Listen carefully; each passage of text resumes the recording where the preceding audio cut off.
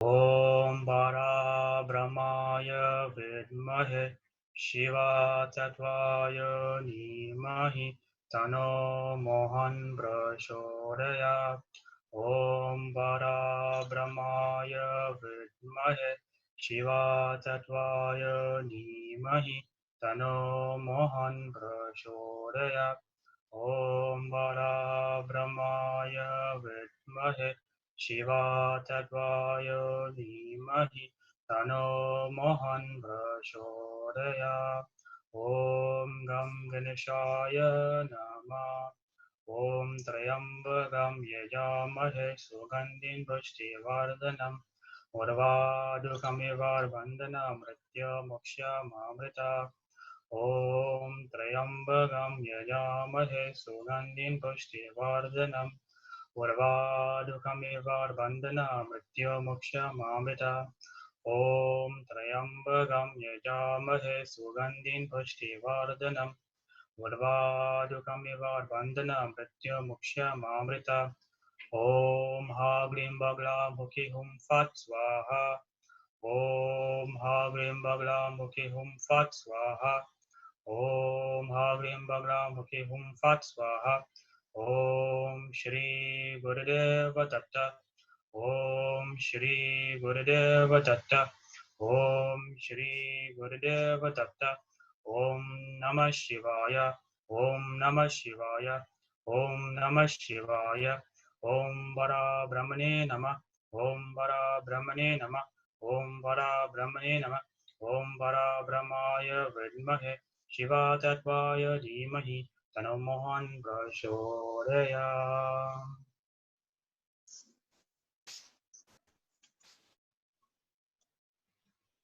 Om Shri Sanataya Nama.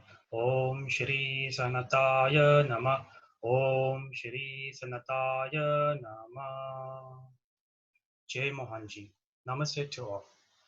My name is Sai Singh. I am from the Mohanji Tata Tapovan Ashram, South Africa. Today I'll be reading chapter 18 and 19 from the Sai Sat Charitra. Let's delve into the chapters. Chapter 18 and 19. How Hemapant was accepted and blessed. Stories of Mr. Satya and Mr. Deshmukh, encouraging good thoughts to fruition, variety in Upadesh teaching, reading, slander, and remuneration for labor. In the last two chapters, Hemapant described how a rich gentleman aspiring for quick Brahma Jnana was treated by Baba. And now in these two chapters, he describes how Hemapant himself was accepted and blessed by Baba, how Baba encouraged good thoughts and fruition them and give his teaching regarding self-improvement, slander, and remuneration for labor. Preliminary.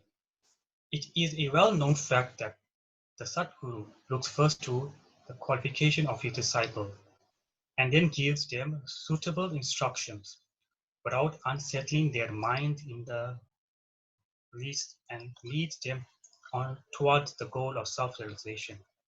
In this respect, some say that what Sadguru teach or instructs should not be divulged to others. They think that the instruction becomes useless if they are published. This view is not correct. The Sadguru is like a monsoon cloud. He pours down profusely, scatters widely his nectar-like teachings. These we should enjoy and assimilate to our heart content, and then serve others with them, without any reserve. This rule should apply not only to what he teaches in our waking state, but to the vision he gives us in our dreams. To quote an instant, Buddha Kowalski Rishi composed a celebrated Ram Raksha Stotra, which he had seen in his dream. Like a loving mother forcing bitter but wholesome medicine down the throat of her children for the sake of their health, Sai Baba imparted spiritual instruction to his devotees. His method was not frail or secret, but quite open. The devotees who followed his instruction got their object. Sadgurus like Sai Baba open our eyes of the intellect and show us the divine beauties of the self, and fill all our tender longing for devotion. When this is done, our desire for sense objects vanishes. True fruit of viveka, discrimination, and parayaga, discussion of non-attachment, comes to our hands, and knowledge sprout up even in the sleep. All this we get when we come in contact with saints, Sadguru, serve him and secure their love. The Lord, who fulfills the desires of his devotees, come to our aid, remove our troubles and suffering, and make us happy. This progress or development is entirely due to the help of Sadguru, who is regarded as the Lord himself. Therefore, we should always be after the Sadguru, hear his stories, fall at his feet, serve him. Now we come to our main story, Mr. Sati. There was a gentleman named Mr. Sati who had attained some publicity many years ago during the Crawford regime, which was put down by Lord Ray, the then governor of Bombay. He suffered severe losses in trade. Other adverse circumstances gave him much trouble and made him sad and dejected. Being restless, he thought of leaving home and going out to a distant place. Man does not generally think of God, but when difficulties and calamities overtake him, he turns to him and prays for relief. In his evil action have come to an end. God arranges his meeting with a saint who gives his proper direction regarding his welfare. Mr. Sati had similar experience. His friend advised him to go to Shirdi, where so many people were flocking to get Sai Baba darshan, for getting peace of mind and the satisfaction of their wants. He liked the idea and at once he came to Shirdi in 1917. Saint Baba's form, which was like eternal Brahma, self-luminous, spotless and pure, his mind lost its restlessness and became calm and composed. He thought that it was the accumulation of merits in the former births that brought him here to the holy feet of Baba.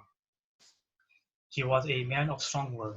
He at once started to make a parayana, study of the Guru Charitra. When the reading was finished in the Sapta, 7 days, Baba gave him a vision that night. It was to this effect. Baba, with Guru Charitra in his hand, was explaining the content to Mr. Sati, who was sitting in front and listening carefully. When he woke up, he remembered the dream and felt very happy.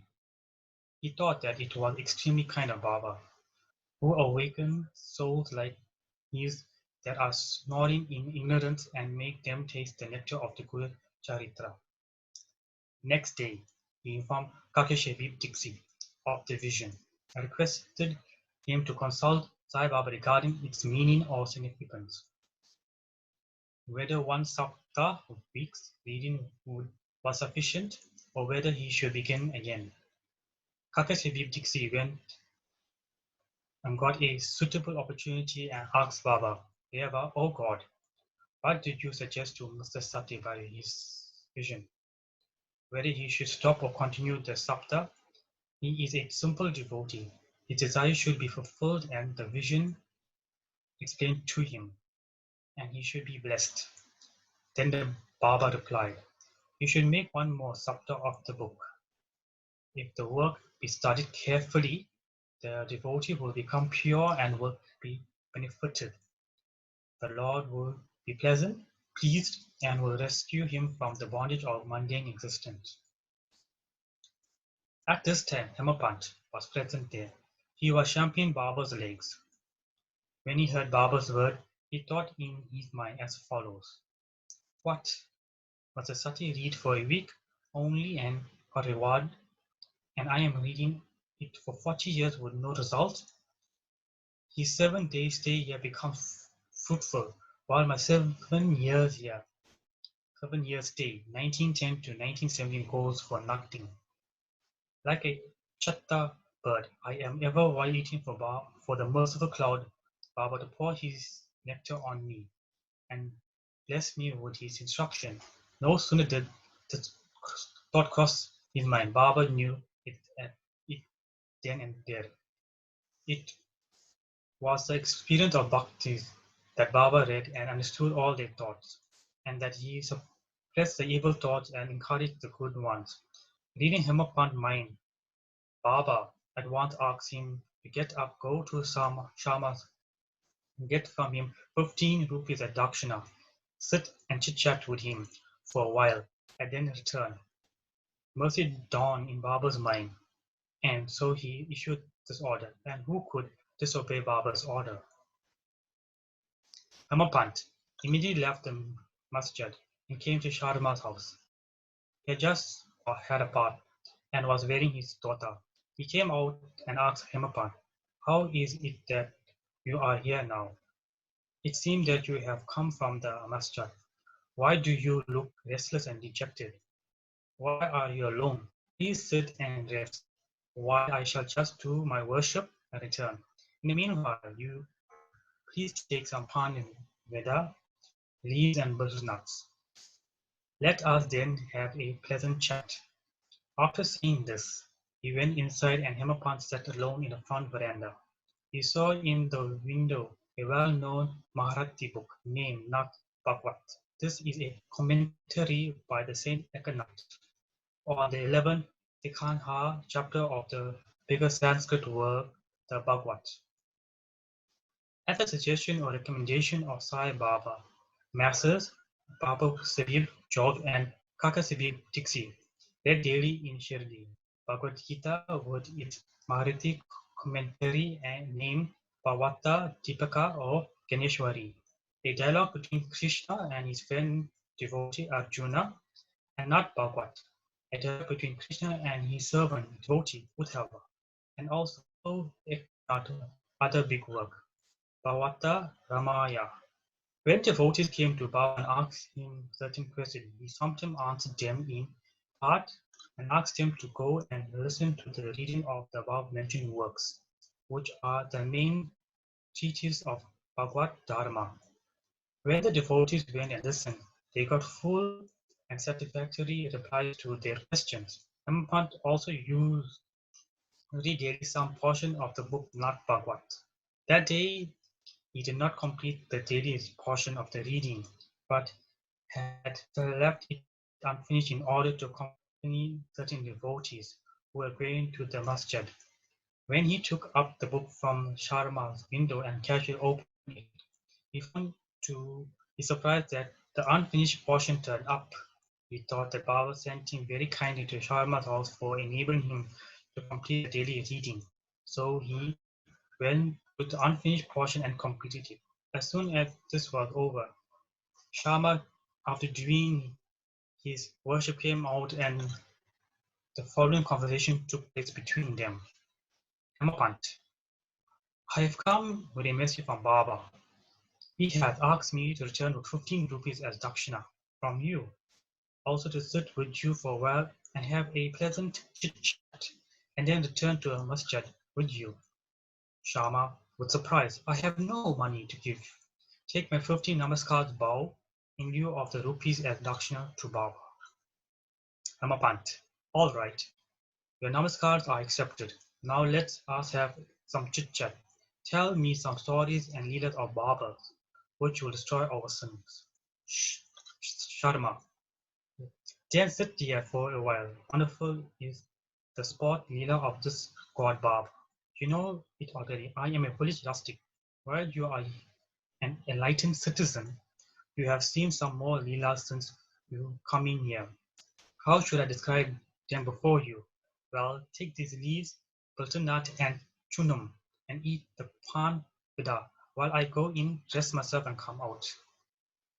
In a few minutes, Sharma came out and sat talking with Hemapant. He said, the Leelas of God Sai Baba is inscrutable. There is no end to his Leelas. Who can see them? He plays or sport with his Leelas till he is outside of them. What do we rustic know? Why doesn't not Baba himself tell stories?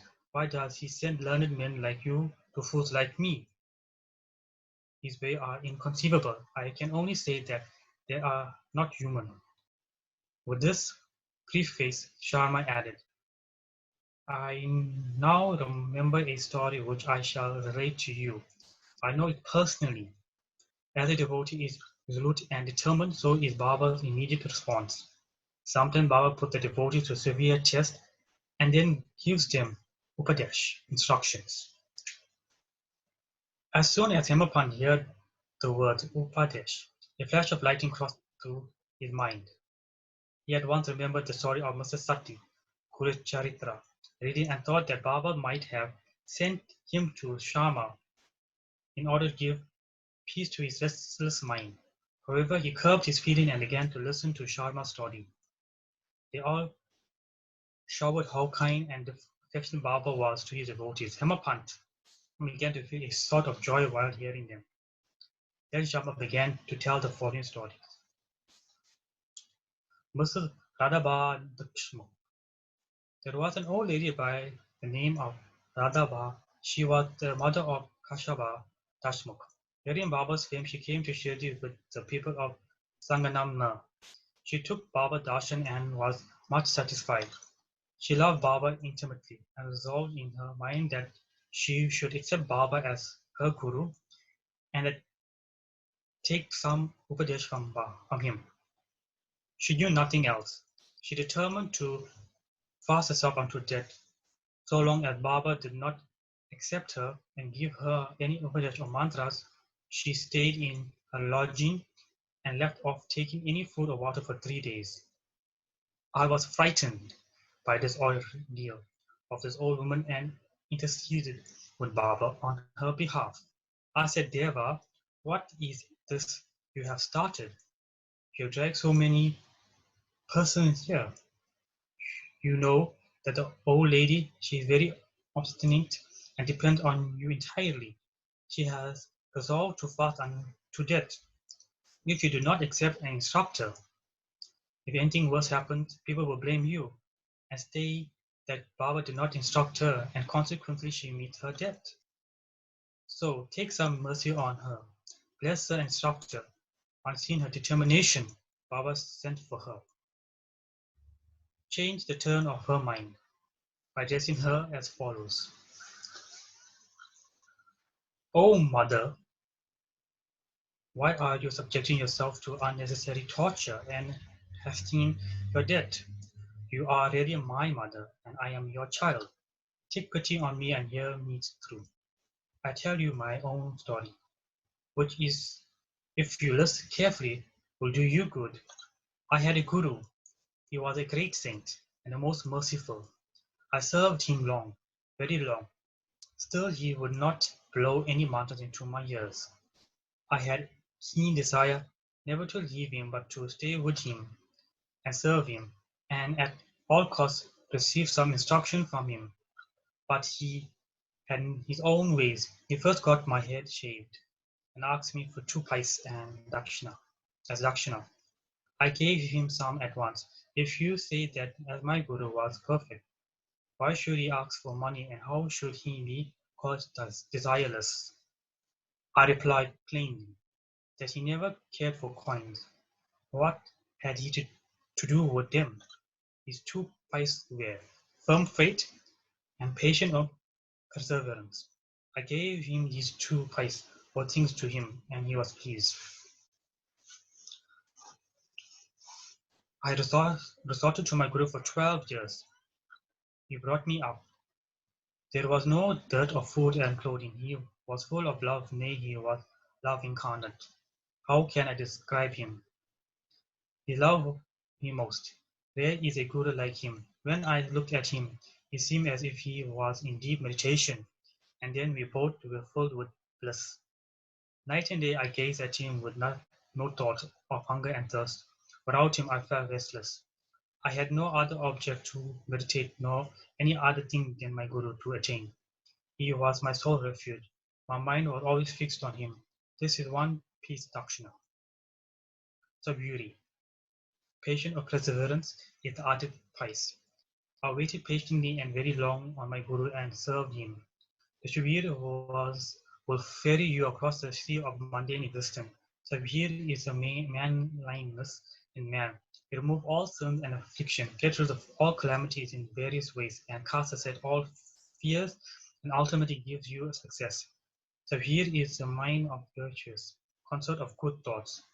Nishatta, faith, and Shavir, patience, are like twin sisters, loving each other very intimately. My Guru never expected any other thing from me. He never neglected me, but protected me at all times. I lived with him, and was sometimes all away from him. Still, I never felt that want or absence of his love. He always protected me by his glance, just as the tortoise feeds her young ones, whether they are near her or away from her on the other side of the river banks. For her loving look, O mother, my Guru never taught me any mantras. Then how shall I blow any mantras in your ears? Just remember that Gurus taught us like loving glances give us happiness. Do not try to get mantras or upadesh from anybody. Make me the sole object of your thoughts and action, and you will no doubt attain Paramatma, or spiritual goal of life. Look at me so wholeheartedly, and I in turn will look at you similarly.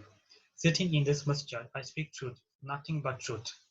No sadhanas, no proficiency in the six shastras are necessary. Have faith and confidence in your Guru. Believe fully that your Guru is the sole actor or doer. Blessed is he who knows the greatness of his Guru and thinks him to be Hari, Hara, and Brahma incarnate. Instructed in this way, the old lady was convinced, and she bowed to Baba and gave up her fast. Hearing this story carefully and attentively, and making its significant and appropriateness, Hemadpant was most agreeably surprised. Seeing this wonderful Leela of Baba, he was moved from top to toe. He was overflowing with joy. His throat was choked, and he was not able to utter a single word. Sharma, on seeing him in this condition, asked him, "What is the matter with you? Why are you silent? How many innumerable leaders of Baba shall I describe?" Just at that time, the bells in the masjid began to ring, proclaiming that the noon worship and arti ceremony had begun. Therefore, Sharma and Hemadpant hurried to the masjid. Babu Sahib jogged and had just started the worship. Women were up in the masjid, and men were standing below in the open courtyard, and they were all loudly singing the arti in chorus to accompaniment of the drums. Sharma went up, putting Hemadpant with him. He sat to the right and Hemadpant in front of Baba. On seeing them, Baba asked Hemadpant to give dakshina brought from Sharma. He replied that Sharma gave namaskar in lieu of rupees and that he was there in person. Baba said, "All right. Now let me know whether you both had a chit-chat. And if so, tell me all you talked about, not minding sound of the bell, the drums, and the chorus songs." Hemadpant was eager to tell what they had talked and started to narrate it. Baba was also anxious to hear, and so he left the bolster and leaned forward. Hemadpant said, "All that they talked about was very pleasant, and that especially the story of the old lady was the most wonderful, and that on hearing it, he thought that the Leela was inexplicable, and under the dust of the story, it really blessed him with him." Baba then said, "Wonderful is the story. How were you blessed? I would like to know everything in detail from you. So tell me all about it." Then Hemadpant related in full the story which he had just heard the while before, and which he had made a lasting impression on his mind. Hearing this, Baba was much pleased and asked him, "Did the story strike you, and did you catch its significance?" He replied, "Yes, Baba. The lessons of my mind has vanished, and I have got truth, peace, and rest, and come to know the true path." Then Baba spoke as follows: "My method is quite unique. Remember well this one story, and it will be very useful. To get the knowledge, realization of self, dhyana, meditation is necessary. If you practice it continuously, the Buddha's thought will be pacified.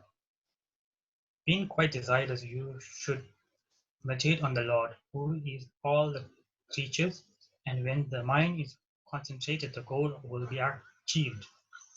Meditate always on my formless nature, which is knowledge, incarnate, consciousness, and bliss. If you cannot do this, meditate on my form from top to toe, as you see here night and day. As you go on doing this, your practice will concentrate on one point, and the distinction between dhyata, meditator, dhyana, actor of meditation, and dhyaya, this meditated upon, will be lost, and the meditator will be one with the consciousness and merge in the Brahman. The mother tortoise is on one bank of the river, and her young one is on the other side. She gives neither milk nor warmth to them. Her mere glance gives them nutrition. The young ones do nothing, but remember, meditate upon their mother. The tortoise glance is, to the young ones, a downpour of nectar, the only source of sustenance and happiness. Similarly is the relationship between the guru and the disciple. When Baba uttered his last words to the chorus of the artist's song stopped and all cried out loud in one voice, Victory be to our Sadguru Sai Maharaj, who is existence, knowledge and bliss. Dear readers, let us imagine that we are at this time standing amongst the crowd at the masjid, and let us join them in this Jaya Jayakar. After the Aarti ceremony was over, Prasad was distributed. Baba Sabib jogged advance as usual, and after salutating Baba, gave into his hand a handful of sugar candy. Baba pushed all this quantity into the hands of Hemapant and said to him, If you take the story to heart and remember it well, your state will be sweet as the sugar candy. All your desires will be filled and you will be happy. Hemapant bowed before Baba and implored, Do favor me like this, bless and protect me always. Baba replied, Hear this story, meditate on it, and assimilate its spirit. Then you will always remember and meditate on the Lord, who will manifest himself to you. Dear readers, Hemapant got prasad of sugar candy then, and we now get the prasad of sugar candy or nectar of the story. Let us drink it to our heart's content, meditate on it, and assimilate it, and be strong and happy by Baba's grace. Amen. Towards the end of the 19th chapter, Hemapant had dealt with some other matters which are given below. Baba advised regarding our behavior. The following words of Baba are general and invaluable. If they are kept in mind and acted upon, they will always do you good. Unless there is some relationship or connection, nobody goes anywhere. If any man or creature come to you, do not discordantly drive them away, but receive them well and treat them well, with due respect. Shri High God will certainly please if you give water to the thirsty, bread to the hungry, clothes to the naked, and your veranda to the strangers for sitting and resting. If anybody wants money from you and you are not inclined to give, do not give, but do not bark at them like a dog. Let anybody speak hundreds of things against you, do not resent by giving any bitter reply. If you always tolerate such things, you will certainly be happy. Let the world go topsy-turvy, you remain where you are. Standing or staying in your own place, look on calmly at the show of all things passing before you. Demolish the walls of difference that separate you from me, and then the road for our meeting will be clear and open. The sense of differentiation as I, though, is a barrier that keeps away the disciple from master. And unless that is destroyed, the state of union or atonement is not impossible. Allah Malik. God is the sole proprietor. Nobody else is our protector. His method of work is extraordinary, invaluable, and inscrutable. He will be done, and he will show us the way, satisfying our heart desire. It is on account of Ranu Ban form a relationship that we have come together. Let us love and serve each other and be happy. He who attains supreme goal of life is immortal and happy. All others merely exist. Live so long as they breathe, encouraging good thought of fruition. It is interesting to note how Sai Baba encouraged good thoughts. You have surrendered yourself completely to him with love and devotion, and you will see how. He helped us. He helps you off and on in so many things. Some saints have said that when you get a good thought immediately after waking from sleep, and if you have developed the same afterwards during the day, your intellect will be unfolded and your mind will attain calmness. Hemapant wanted to try this on one Wednesday night before going to bed. We thought tomorrow is Thursday and a spacious day, and the place Shirdi is so holy. So let me pass the whole day in remembrance and chanting the Rama Nama. And then he slept. Next morning, when he got up, he remembered without any effort the name of Rama and was much pleased. He did, after finishing his morning duties, went to see Baba with flowers.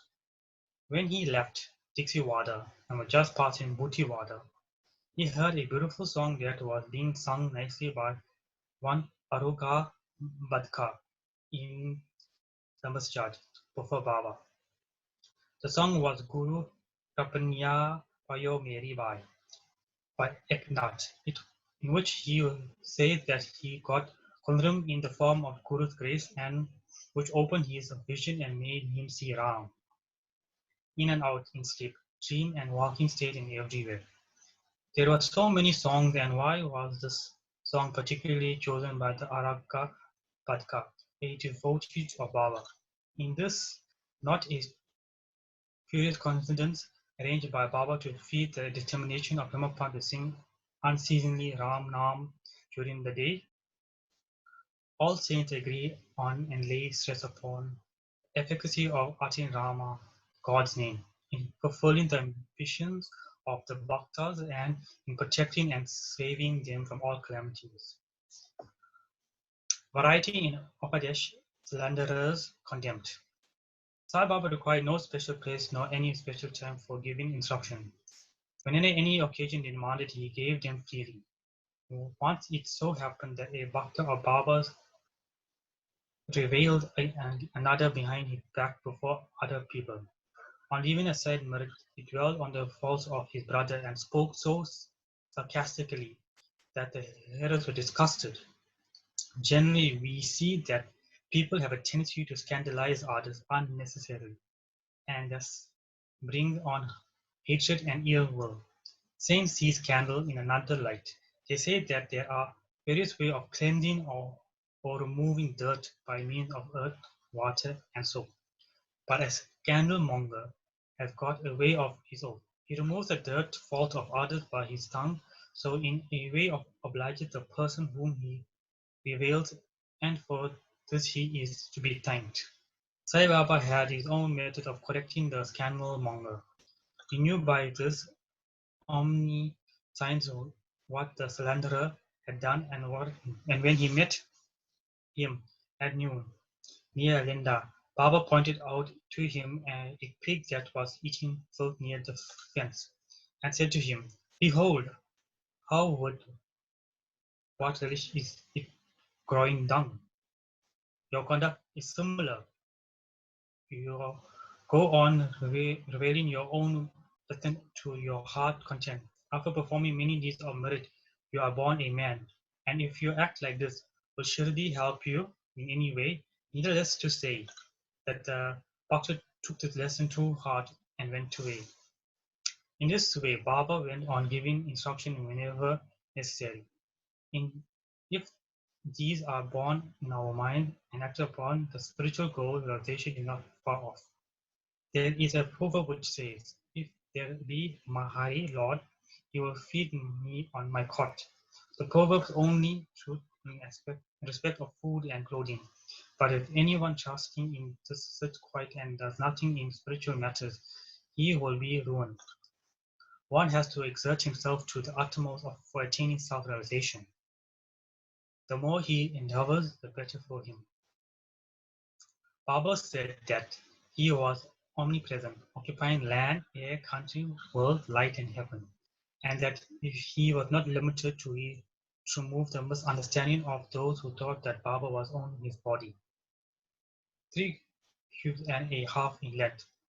He incarnated himself in this form, and if any devotee meditating on him day and night with complete self-surrender, he experienced complete union with him, like sweetness and sugar, waves and seas, eyes and its luster. He who would want to get rid of the cycle of birth and death should lead a righteous life.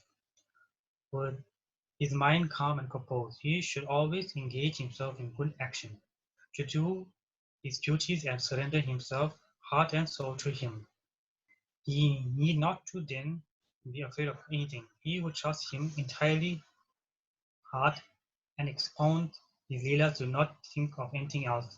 It's sure to attain self-realization. Baba asks many to remember his name and to surrender to him. But those who want to know who they are, who am I, inquiry. He advised Sharavanam, study, and Mahanam, meditation to some. He advised remembering God's name to others, hearing his leelas to some, worship of his feet to others, reading and studying the Adhityama, Ramayam, Ganeshwari, and other secret scriptures. Some he made sit near his feet. Some he sent to Kandopa temple, and some he advised the repetition of the 1,000 names of Vishnu, and some the study of Chandogyak, Upanishad, and Gita. There were no limits, no restriction to his instruction. To some he gave them in person, to others by vision in dreams. To one addicted to drink, he appeared in his dream, sat on his chest, pressed it, and left him. After he gave a promise not to touch liquor anymore. To some he explained some mantras like Guru Brahma in his dream. To some devotees who were practicing Hatha Yoga, he said word that they should leave off Hatha Yoga, practice, sit quiet and wait for Shurvi. It is impossible to describe all his ways and methods. It's ordinary world dealing. He set examples by his action, one of which is given below. Remuneration for labor. One day at noon, Baba came near Radha Krishna my house and said, "Bring me a ladder." Some men brought it and set it against the house as directed by Baba. He climbed up on the roof of the Vanam Gotra house, past the roof of Radha Krishna my house, and then got down from the other corner.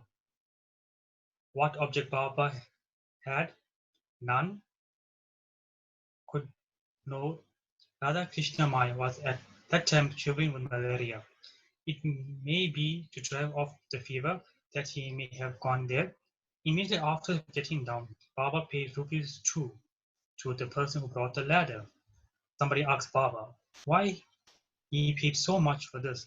He replied that nobody should take the labor of others in vain. The work should be paid his duty promptly and liberally. Bow to Sai, peace be all. Om Bara Brahmaya Vidmahe Shiva Tattvaya Dhimahi Tano Mohan Prachodaya. Om Bara Brahmaya Vidmahe Shiva Tattvaya Dhimahi Tano Mohan Prachodaya. Om Bara Brahmaya Vidmahe Shiva Tattvaya Dhimahi Tano Mohan Prachodaya. Jai Mohanji, please join us for reading of more chapters.